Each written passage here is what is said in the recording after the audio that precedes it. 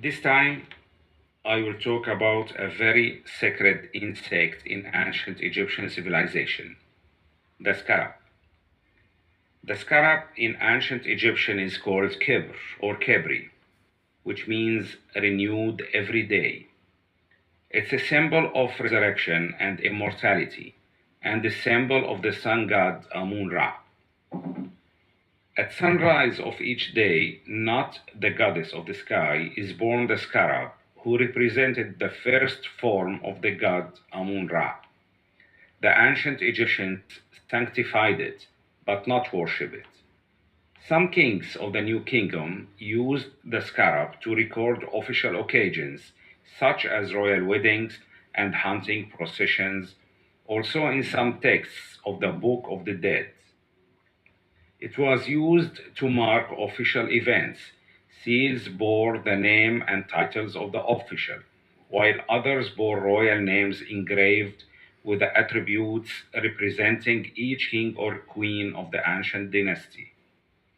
The ancient Egyptians made scarabs from various materials and colors, but most often made of green faience. They were made for decoration, adorning jewelry and rings. They were also used as seals to seal vessel stoppers, as well as for spells, talismans, letters, and door latches to prevent thieves.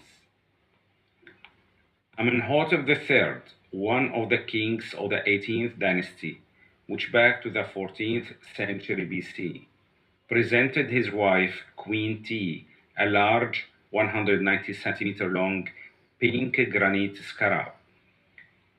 His and her names were engraved on the scarab on the southern side of the Karnak temple in Luxor, near to the sacred lake. It's noted that some tourists, when visiting Karnak temple, circle and turn around this stone scarab 7 times to grant their wishes. We find drawings and engravings of scarabs on the walls of many tombs and temples, and this is a proof of its importance. The ancient Egyptians believed in the ability of scarabs to achieve certain things. Therefore, ancient legends say that scarabs bring happiness, good luck, and new life, and are the cause of women giving birth and breaking bad luck. And newlyweds who are unable to conceive are advised to visit the temple, circle the stone scarab, and bath in the sacred lake. Some Luxor residents and tourists circle it, believing it can break infertility in women. These are tales and legends which have been passed down from a generation to another, are told at Karnak, are attracting thousands of tourists from around the world, and bring happiness to the visitors of the temple. The ancient Egyptians would make a scarab-shaped amulet and place it over the heart of the deceased after mummification.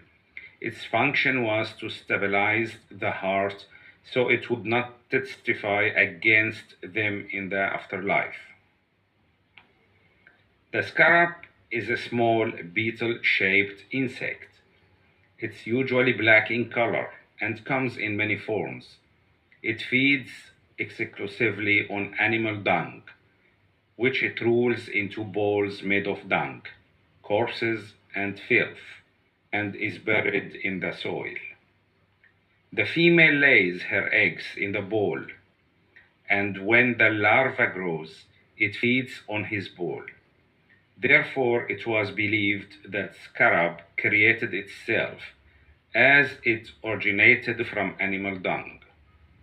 These beetles or scarabs played a major role in agriculture in ancient times by removing waste and collecting it away from cattle and livestock, which could die from viruses present in the dung.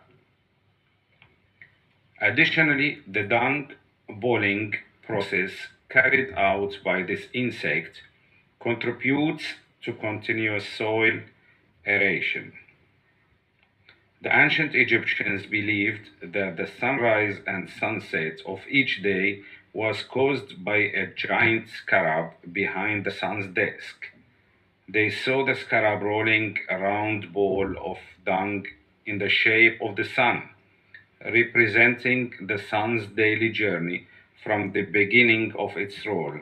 This represents the sunrise all the way to its burrow and disappearance underground. This represents the sunset. I hope I have given you a comprehensive understanding of this topic. Murhaf Baghdadi.